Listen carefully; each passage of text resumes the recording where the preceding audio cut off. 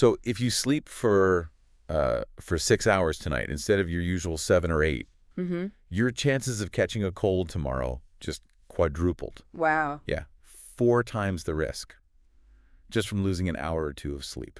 That's incredible. Right. And so today we're tearing down everything you think you know about being healthy. Mm. Because usually, I mean, when we talk about a medical diagnosis, there's this expectation of mechanical precision, Right, like a broken bone or something. Exactly. You break your arm, the x-ray shows that jagged white line, and the doctor just points to it.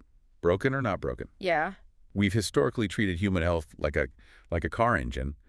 We'd say the car is in perfect condition simply because the engine isn't, currently on fire. Well, it is incredibly comforting to view our bodies through that binary lens. I mean, for a very long time, that biomedical perspective was the absolute gold standard in medicine. Just strictly broken or not. Yeah.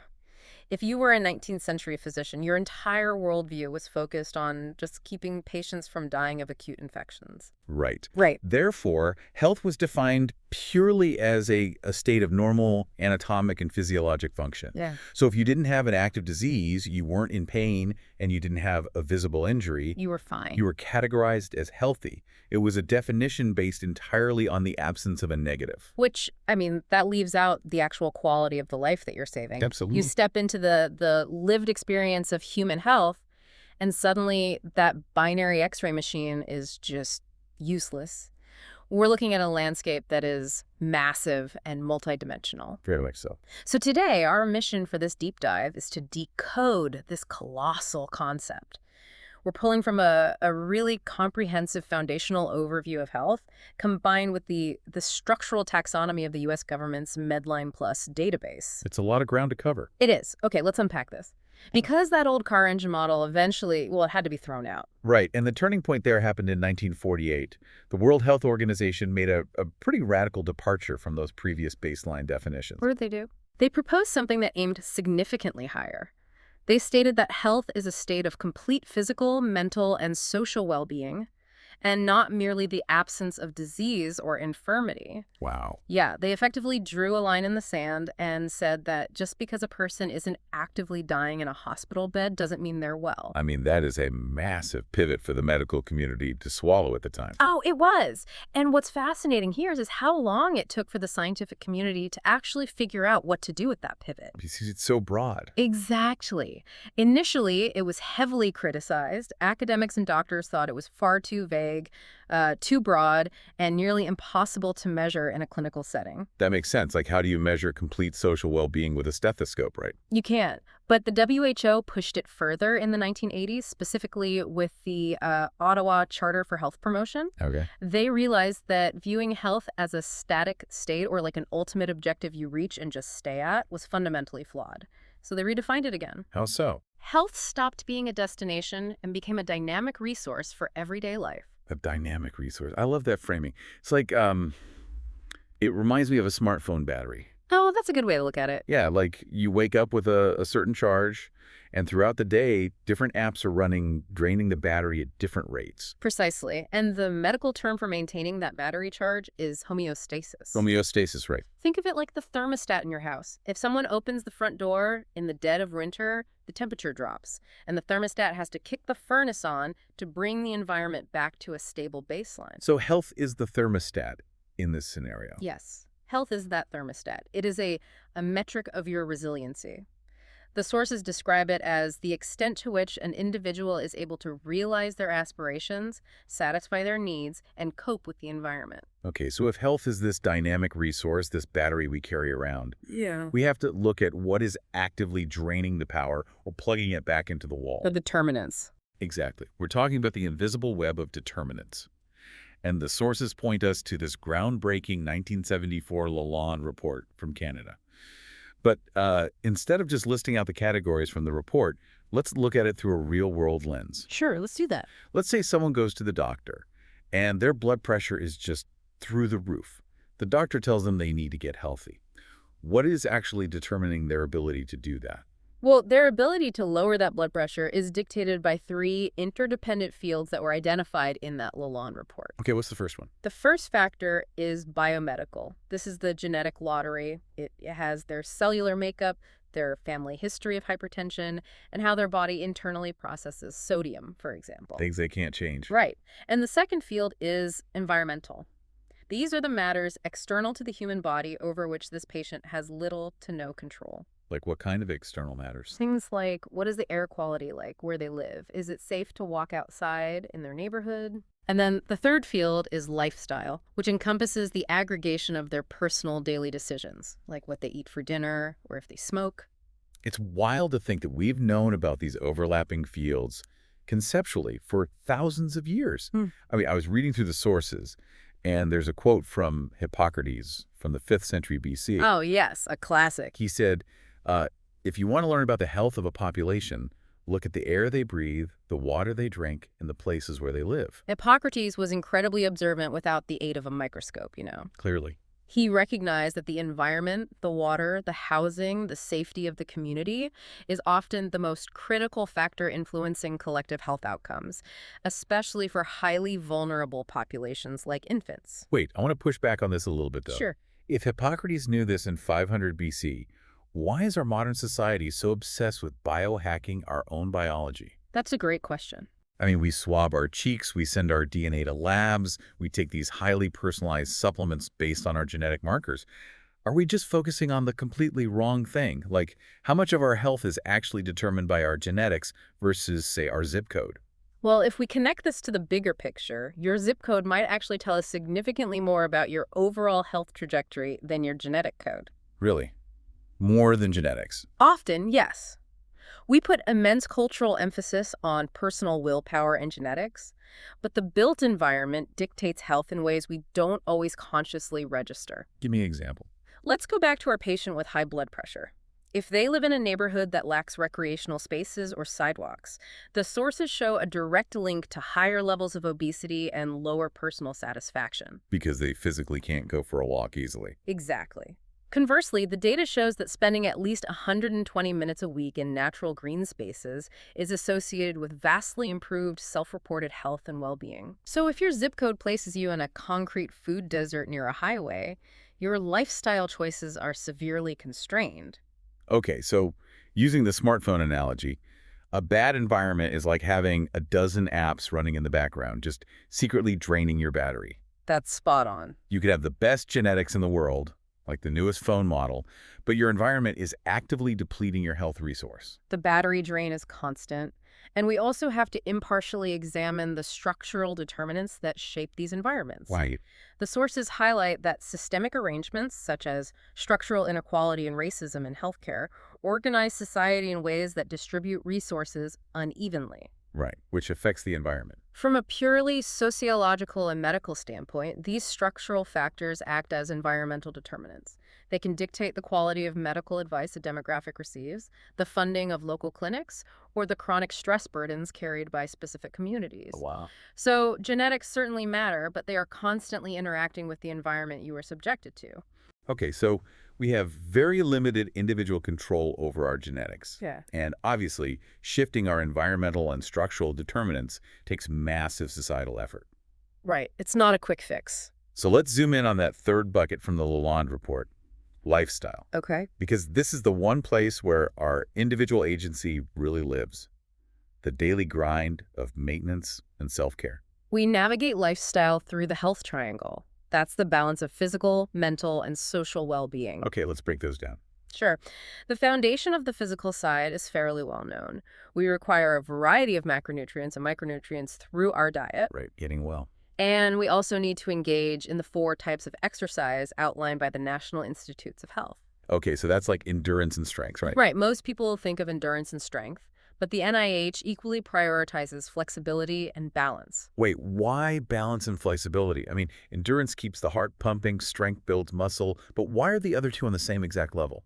Because they are critical for long-term injury prevention and structural homeostasis. Okay.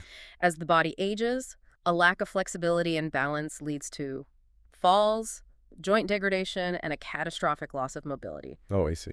A broken hip in older age is often a fatal turning point, not because of the bone itself, but because the resulting immobility leads to pneumonia or cardiovascular decline. Maintaining balance is quite literally a survival mechanism. That makes perfect sense. Eat well, stretch, lift, walk. Right. But here's where it gets really interesting for me. The sleep data. Oh, yes. Sleep is huge. We all know sleep is important. You feel irritable when you don't get it. But earlier I mentioned that people who get 6 hours of sleep or less a night are 4 times more likely to catch a cold than those getting 7 or more. It's a drastic jump. 4 times. Yeah. Why is the drop-off so severe over just one single hour? It comes down to cellular repair and hormonal regulation. When you chronically deprive the body of sleep, you're fundamentally disrupting its internal processing. So it's not just feeling tired. No. The body perceives sleep deprivation as a state of emergency. It elevates cortisol levels. That's the stress hormone. Okay. Elevated cortisol suppresses the immune system, which is why your cold risk quadruples. Furthermore, insufficient sleep triggers insulin resistance, meaning your body struggles to process sugars correctly. Oh, wow. This is why poor sleep can impede weight loss or trigger weight gain, completely regardless of your diet. That blows my mind. Yeah. You could be hitting the gym, perfectly balancing your macros, but if you're sleeping 5 hours a night, your cortisol is spiking and your metabolism is actively working against you. Yes. And if we connect this to the bigger picture, the implications become significantly darker when you look at long-term disruption. Darker how? Well, in 2007, the World Health Organization's International Agency for Research on Cancer classified circadian disruption from shift work as a probable human carcinogen. Wait, a probable carcinogen. Yeah. Working the night shift is categorized alongside like chemical exposure. How does staying up late cause cancer? Because the circadian rhythm is your body's internal master clock, governed primarily by light exposure. It tells your cells when to work and when to perform critical maintenance, like repairing damaged DNA. Oh, I see where this is going. Yeah, when you work night shifts, you force your body to operate against its biological programming. The persistent intrusion on that natural cycle prevents those cellular repair mechanisms from engaging properly. And without the repairs. Over time, that unrepaired cellular damage drastically increases the probability of tumor growth. It is a profound, invisible drain on your health resource. That is incredibly heavy, especially for people who have literally no choice but to work those shifts. It is. So let's look at a more uplifting side of the health triangle, just to balance it out. The social aspect. Right. Because the sources brought up something I would never have found in a medical textbook 20 years ago, which is volunteering. It's fascinating, isn't it? Personal health is inextricably linked to the social structure of a person's life. Volunteering is a brilliant mechanism for observing how social well-being directly alters physical and mental health. The studies on this are wild. There's this American study tracking seniors over the age of 70. It found that frequent volunteering was associated with a statistically significant reduced risk of dying compared to those who didn't volunteer. Wow. And that was regardless of their baseline physical health. And then another study of retirees in Singapore showed that those who volunteered had better cognitive performance, fewer depressive symptoms, and just much higher life satisfaction. The underlying mechanism here is the mitigation of psychological stress. I mean, human beings are deeply social creatures. Right. When an individual has a clear purpose, maintains strong social relationships, and actively contributes to a community, their brain produces oxytocin and endorphins. The feel-good chemicals. Exactly. Right. And these neurochemicals act as powerful buffers against cortisol and systemic inflammation. So it's actively fighting that stress response. Yes. Prolonged psychological stress is a known catalyst for cognitive impairment, depressive illness, and the expression of various physical diseases. Yeah. By volunteering, you are essentially administering a neurochemical defense system. So volunteering is literally medicine. It builds up your battery capacity. It really does. But I want to pause here because we've talked about all these amazing lifestyle interventions. But even if you eat the perfect Mediterranean diet, master your flexibility, sleep 8 hours every single night, and volunteer every weekend. Right, you're still not invincible. Exactly. The human body still faces massive systemic threats. We have to look at what happens when systems fail and just the sheer global burden of disease. The global toll requires us to zoom far out. According to the data provided in the sources, approximately 36 million people die every single year from non-communicable diseases. Non-communicable, so things you can't catch from someone else. Correct. We are talking about cardiovascular disease, cancer, diabetes, and chronic lung disease. These remain the overwhelming leading causes of mortality globally. Wow. And then you have the communicable diseases, right? The contagious ones like HIV, tuberculosis, and malaria, which are still causing millions of deaths annually. Yes, absolutely. But the statistic that absolutely stopped me in my tracks was malnutrition. It's heartbreaking. It kills approximately 7.5 million children under the age of 5 every single year. A devastating reality that brings us right back to our discussion on environmental and structural determinants. Because it's systemic. Yes. A major contributor to this global ill health is the stark lack of infrastructure.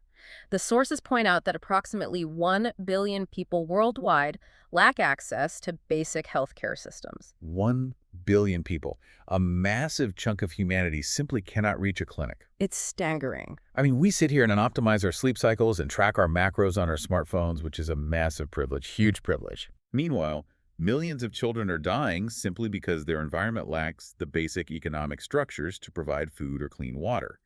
And the tragic irony is that the vast majority of these issues are entirely preventable if the systems were in place. The disparity is profound. And when we examine the burden of disease, we must also address the mental health crisis, which operates across all demographics and borders, carrying an equally devastating weight. Yeah, and I think it's crucial to view mental health exactly the way we view physical health. It is not a light switch. You aren't either perfectly sane or entirely broken. The World Health Organization applies a very similar framework to mental health as it does to general health. How so? They define it as a state of well-being where an individual realizes their own abilities, can cope with normal stresses, can work fruitfully, and can contribute to their community. So it's not just the absence of a disorder. Exactly. Mental health isn't just the absence of a psychological disorder, it is an active capability. But the illness side of that spectrum is incredibly prevalent in modern society. The statistics are staggering. Approximately 20% of all adults in the U.S. have a diagnosable mental disorder. 1 in 5. Yes. We are talking about a wide spectrum of conditions, from schizophrenia and bipolar disorder to major depressive disorder, anxiety, ADHD, and PTSD. And the impact of that is huge. Because these disorders so severely impair a person's ability to navigate their social and emotional environments, they are now the leading cause of disability in the United States and Canada. Which means they're the leading cause of lost productivity, lost community engagement, and lost quality of life. Exactly. So the threats to our physical and mental health are just so vast, from microscopic viruses to systemic malnutrition to the psychological trauma of daily life. How do modern societies actually organize the treatments and the information to fight back? Yeah. We have to have some kind of master map for this. We do, and modern healthcare delivery is a logistical leviathan. To manage this overwhelming volume of need, societies explicitly categorize medical care into 3 distinct tiers. Okay, what's tier 1? The first is primary care. This is your initial point of contact. Physicians, nurse practitioners, physician assistants operating in local clinics and offices. So like a standard checkup. Right.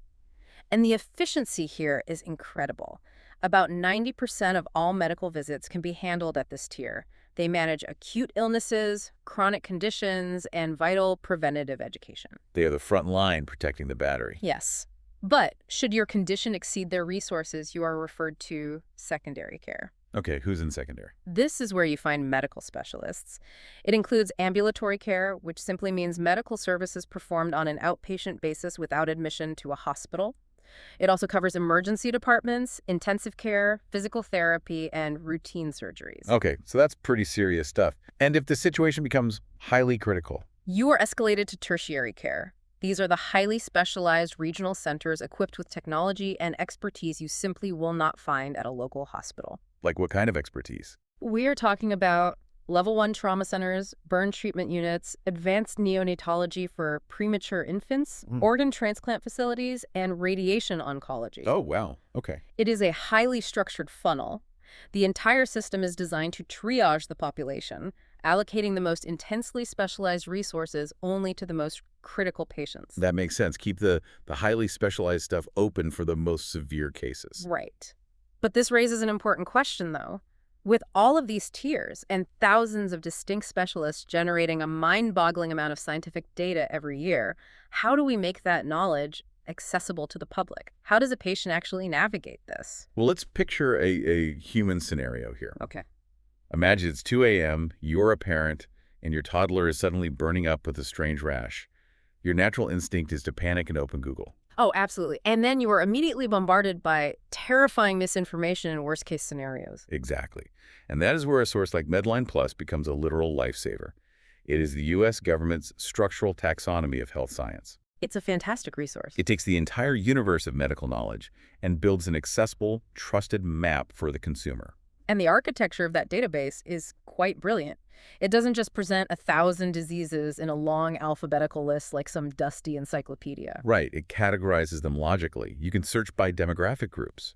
So that panicked parent can look specifically at threats isolated to children, or you can search by body systems if you know the issue is respiratory, or by diagnosis and therapy.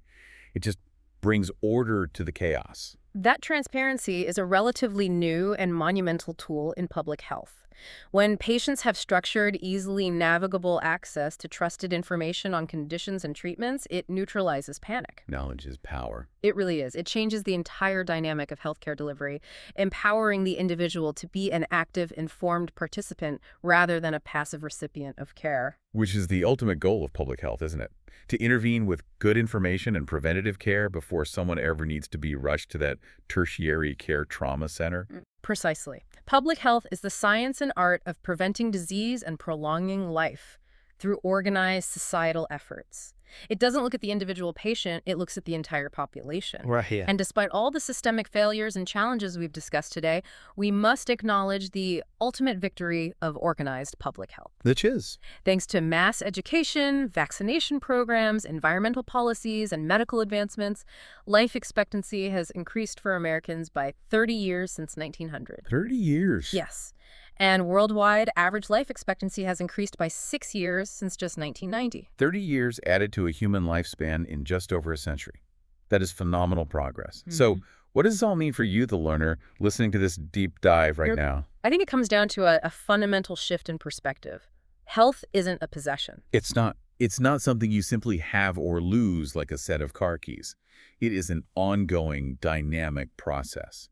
It is being shaped this exact second by the zip code you live in, the sidewalks you walk on, the hormones released by the amount of sleep you got last night, and the medical infrastructure that surrounds your community. It is the ultimate exercise in homeostasis.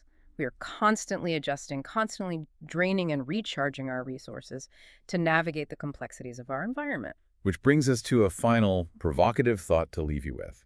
As we were reading through these sources, there was a concept that really challenged my foundational understanding of well-being. And it's the idea that health and illness can actually coexist. It sounds like an absolute paradox, but the evolution of our definition of health, moving away from the 19th century idea that health is merely the absence of disease, it actually demands this conclusion. Yeah. The sources explicitly state that individuals with multiple chronic diseases or even terminal illnesses can still legitimately consider themselves healthy. Because if health is defined as a dynamic resource, your resiliency, your social connections, your mental well-being, and your ability to realize your aspirations, you can still possess those things even if your physical body is failing. Exactly. You can receive a terminal diagnosis, but if you are deeply connected to your community, mentally engaged, and adapting to your environment, you are still actively utilizing your health resource. It forces us to ask a difficult question. Are we defining our own well-being by what is broken? Or by our capacity to live meaningfully despite what is broken? It totally flips the car engine analogy we started with on its head. Yeah. Maybe the check engine light is on, maybe the transmission is failing, but you are still driving the car, and you are still enjoying the view out the window. Well said. If you can be terminally ill but still possess health, how does that fundamentally change the way you live your daily life and judge your own well-being today? Something to mull over as you go about your week. Thanks for diving deep with us.